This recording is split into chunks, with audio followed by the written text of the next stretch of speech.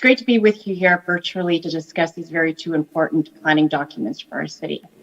This is an exciting opportunity to talk about our long-term vision and goals for the City of Winnipeg and the kind of communities we want to build for the future. As elected leaders of Winnipeg, it's important we come together to discuss what a complete community means to our constituents. This discussion and these documents will help inform our future policies to build a city that is diverse, sustainable, equitable, and inclusive. I'd like to take most of my time today to speak to the Complete Communities 2.0 draft. This guiding document for our city as it stands right now is quite simply status quo. My honest and candid opinion, we are not building a city for the future with this draft. For years, we have seen how sprawl directly impacts and erodes the quality of our city services. This current plan will continue to lead us down that road, figuratively and literally.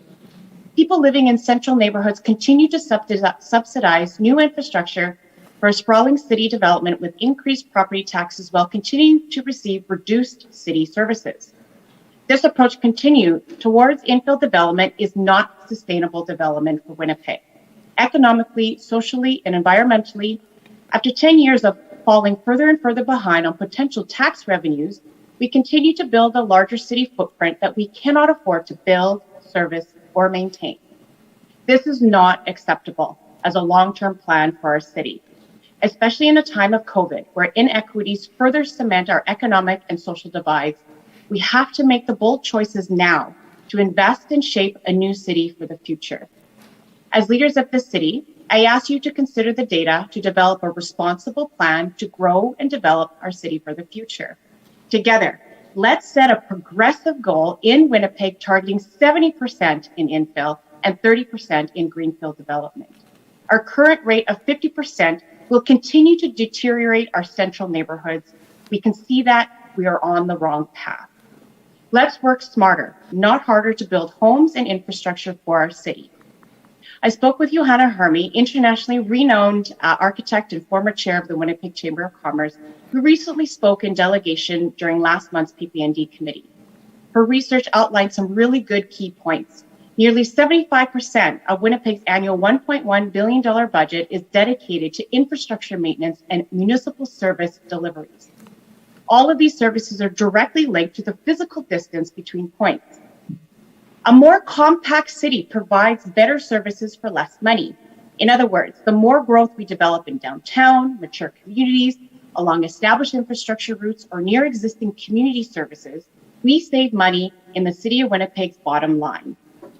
Halifax recently calculated that their annual service cost per household is $1,416 for an urban dwelling versus $3,462 for a suburban household, representing a savings of over $2,000 a year. The city anticipates the need to build 80,000 new residences over the next 25 years.